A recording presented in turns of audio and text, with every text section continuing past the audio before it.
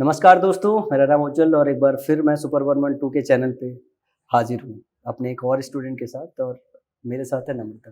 बहुत सारे बच्चे पूछ रहे होंगे कि सर ये सुपर 112 में गर्ल्स क्यों नहीं है या गर्ल्स आई हैं कि नहीं आई? बहुत सारे क्वेश्चन हैं तो हमें लगा कि हम एक तो इंटरव्यू कंडक्ट कर लें। सो बात करेंगे हम लोग नम्रता से, थोड़ा जानेंगे नम्रता के विषय में जो है। सो नम्रता आप कहाँ की रहने वाली हो आप? सर मैं झज्जर हरियाणा से। झज्जर हरियाणा। सो अभी आपके पापा बात कर रहे थे मेरे से, तो वो जब 5 सेंटेंस बोलते थे तो उसके बाद भी मैं ऐसे पूछता था हाँ, मतलब मुझे वो समझ में नहीं आता। तो जो हरियाणवी लैंग्वेज है और जो हमारे इधर यूपी बिहार की लैंग्वेज है, तो कितना डिफरेंस है? अगर आप प्योर हरियाणवी बोलो तो बहुत ज़्यादा है सर। बहुत ज़्यादा डिफरेंस है, लोगों को समझ में नहीं आएगा नहीं ना। आता। हाँ, मुझे पापा की कोई बात सीरियसली समझ में नहीं आ रही, मैं मतलब ऑन रिकॉर्ड कन्फेस कर रहा हूँ और आपके पापा को भी वीडियो के थ्रू ही बोलना चाहता हूँ कि मुझे सिर्फ सेंस समझ में आ रहा था कि वो कहना क्या चाह रहे हैं, ठीक है? उनके कहने का मतलब ये था कि बेटा मैं यहाँ से जा रहा हूँ, अब आप ही गार्जियन हो, आप ही बड़े भाई हो, आप ही सब हो, जो है आप ही को टेक केयर करना है। सो नम्रता, कैसे सूझा आपको यहाँ आने का? हरियाणा से लोग दिल्ली जाते हैं, कहीं और जाते हैं, तो क्यों आप यहाँ आए? क्यों माई पाठशाला को चुनने का फैसला किया? क्या देखा ऐसा? मतलब ये बहुत बेसिक सा क्वेश्चन है, सब जानना चाहेंगे। हरियाणा से हरियाणा की बेटी कानपुर तक सफ़र तय करके आई है सुपर 112 ज्वाइन करने के लिए। सर ऐसे मैंने पहले ना मेरे को किसी ने सजेस्ट किया था ना वैसे मैं वैसे यूट्यूब पे मैंने पहले चैनल आपका जो है वो ऐप से ले रखा था कोर्स। ओके। अभिषेक सर से पढ़ा है थोड़ा बहुत। उसके बाद जब आपने अभी बैच लॉन्च किया था तो बस वैसे ही घर पे पढ़ के बहुत दिन से अकेले बोर हो रही थी, इसलिए आपने ऑफलाइन इंट्रोड्यूस किया। तो ऐसा क्या सुपर 112 में ऐसा खास लगा, या जो हमने भी इंट्रोड्यूस किया उसमें कैसा ऐसा रेगुलरिटी इमेजिनेशन सर, की रेगुलरिटी और डेली का डिसिप्लिन जैसे क्रिएट हुई? टारगेट मिलेगा तो इसलिए। तो आप इसको रेगुलर क्लासरूम प्रोग्राम की तरह देख पा रहे हो या फिर ऐसे जैसे गुरुकुल की तरह कि हम बैठ के पढ़ा यस रहे हैं, सर, कैसा इमेजिनेशन चल रहा है गुरुकुल के टाइप कि जैसे कॉम्बिनेशन दोनों का? क्योंकि अभी तो गुरुकुल मैंने के भी कुछ टाइप। बता नहीं रखा है कि हम क्या करने यस वाले हैं। सर, ऐसे जैसे गुरुकुल के टाइप लग रहा है मेरे को। तो कैसे एक्साइटेड हो आप इस चीज़ के लेके? Yes sir. प्री में कितना जो है क्वेश्चन टाइम किया आपने? 84 84। वैसे तो ये क्वेश्चन हम पहले से पूछ चुके हैं, ऑन कैमरा दोबारा पूछ रहे हैं। कितना मार्क्स आने का जो है उम्मीद है आपको? सर 140 के आस 140 के आसपास आ जाएगा। तो 84 के बाद जो है स्कोर जो हम उम्मीद करते, अगर मैं पेपर देता, अगर 84 मैं करके आता, तो मैं ये बोलता मेरे जो है 162-63 आ जाएंगे। तो आपके 140 क्यों? सर एक्यूरेसी इतनी जीएस की खराब वजह क्यों? से। तो जीएस जीएस में अननेसेसरी आपने अटेम्प्ट क्यों किया? छोड़ भी तो सकते थे। बस कर ऐसे ही दिया कर सर दिया। क्योंकि इस बार ये था कि क्वालिफाइंग है। ओके, तो अगर कट ऑफ क्लियर हो रहा है तो 2-4 क्वेश्चन और कर दो तो चलेगा। कुछ ऐसा एक्सपेक्टेशन जो आप सुपर 112 बैच से कर रहे हो, कुछ ऐसा मिरेकल टाइप का, या फिर कुछ और, कि आपको अपने ऊपर भी ज़्यादा भरोसा है? नहीं सर, मैं ये चाहती हूँ मेरा लास्ट अटेम्प्ट होना चाहिए। होना चाहिए। तो सिर्फ आप सिलेक्शन देख रहे हो या फिर रैंक? सर रैंक आए तो अच्छी बात है, लेकिन रैंक आए एक तो अच्छी जॉब तो कम से कम तो क्या चाहिए आपको? एक्सपेक्ट कर रही हूँ। Sir ME. एमए चाहिए। एमए के लिए आपको पता है आपको बगैर रैंक बनाए हुए एमए मिलता नहीं है। Yes sir. तो अंदर से आपका आत्मविश्वास कैसा है कि मतलब अब मतलब ऐसे डेडिकेटेड हो कि नहीं रैंक चाहिए, यस या फिर चाहिए। नहीं ऐसे कि नहीं ठीक है कोई भी नहीं पोस्ट मिल सर जाए चाहिए, चलेगा? बिल्कुल मतलब चाहिए। आप ये चाहती हो ना ये आपका आखिरी अटेम्प्ट हो और एमए ही मिले? Yes sir.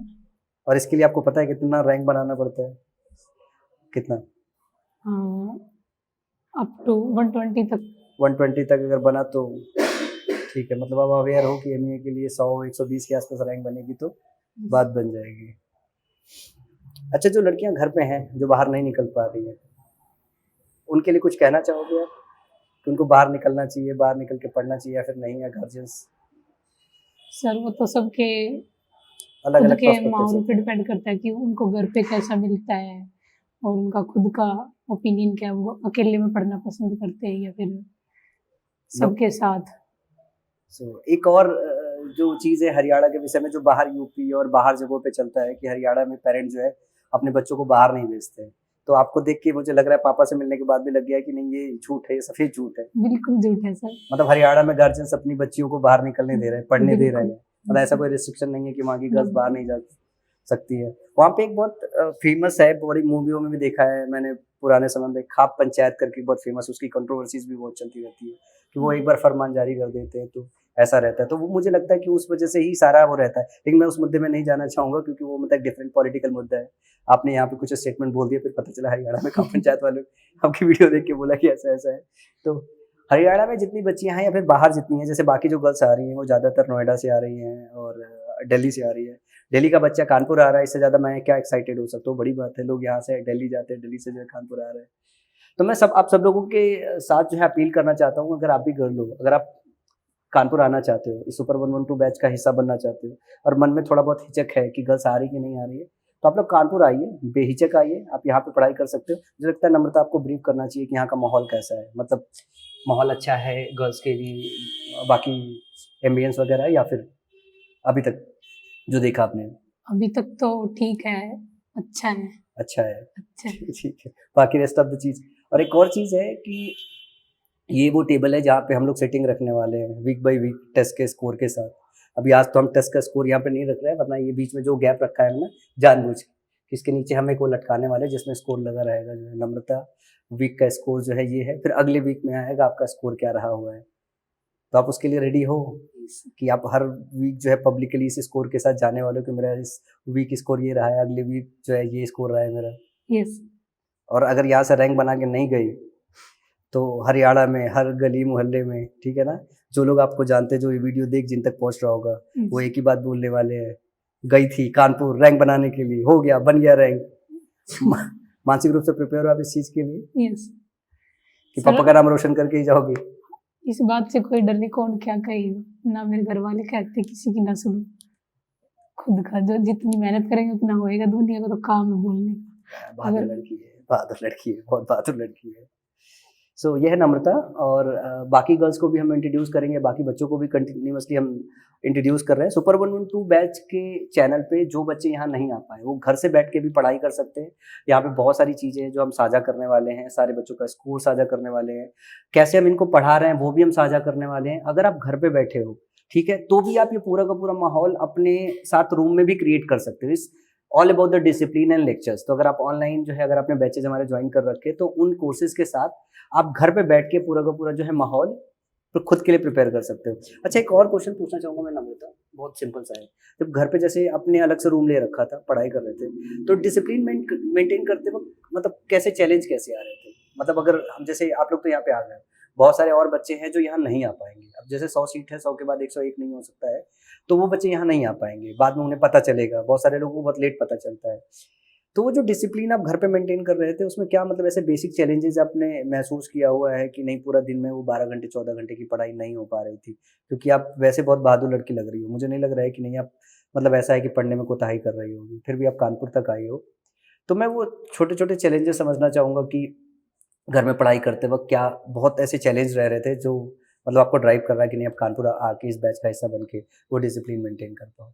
सर घर पे ऐसे था अगर एक दिन का ब्रेक ले लिया तो एक दिन का ब्रेक 2 या 3 दिन का आराम से हो जाता था खुद ब खुद। अगर एक दिन मिस कर दिया बीच में, हाँ। तो 2 या 3 खुद से ही मिस हो जाते थे, पढ़ने का मन ही नहीं करता था 2-3 दिन। तो 2-3 दिन के लिए रेगुलरिटी वैसे ही तो नहीं बन अगर मैं पाती। मंथ में अगर मानूं तो मंथ में 8-10 दिन खराब हो जाता था, ऐसा रहा है रेगुलर? यस। ये शायद मुझे लगता है कि सबसे बड़ा ड्रॉबैक है कि अगर आप 30 डेज में अगर 10 दिन अगर अच्छे से पढ़ाई नहीं करते हो, रेगुलरिटी अगर सही नहीं है, तो Yes. सिलेक्शन नहीं हो पाता है। Yes. बहुत अच्छे बच्चों का सिलेक्शन नहीं हो पाता है। सिर्फ यही एक चीज है या इसके अलावा जैसे दोस्त हो गए, बुला लिया फिर चले गए, या कुछ और नहीं, ऐसी ऐसा चीजें? मेरा कुछ नहीं था। सब्जेक्ट वाइज कुछ ऐसा लगता था कि आप पढ़ रहे हो, पढ़ने से रिलेटेड कोई डाउट आया तो इमीडिएट सॉल्व नहीं हो पा रहा है, उसके लिए कुछ चाहिए होगा, क्योंकि वहां पे भी एक बार मन डाइवर्ट होता है। जैसे आप कुछ पढ़ रहे हो, अगर कुछ आपको नहीं समझ में आ रहा है तो ऐसा होता है, अगर वो डाउट सॉल्व नहीं हुआ तो फिर पढ़ने का मन नहीं करता, फिर आप उठ के चले जाते हो, फिर लौट के आते हो। Yes, sir. ये प्रॉब्लम भी आप फेस कर रहे थे? Yes.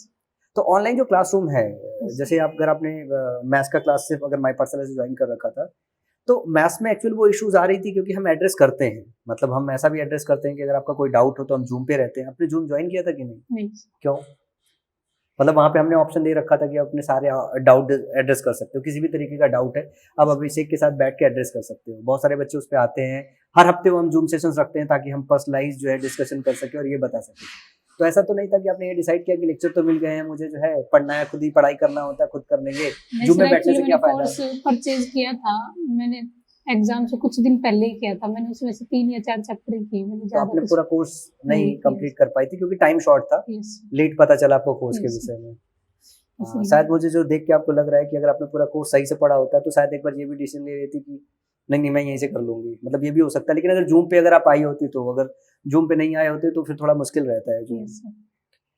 तो आई थिंक कि दिस इज़ इट। और नम्रता के साथ हम वापस आएंगे किसी और वीडियो में, जब हम नम्रता का स्कोर कार्ड डिस्कस करेंगे और चैलेंजेस डिस्कशन करेंगे कि यहाँ पे पढ़ाई के दौरान नम्रता कैसे अपना प्रिपरेशन कर रही है, स्कोर का इम्प्रूवमेंट क्या है और बाकी सारी चीज़ें। तब तक के लिए थैंक यू।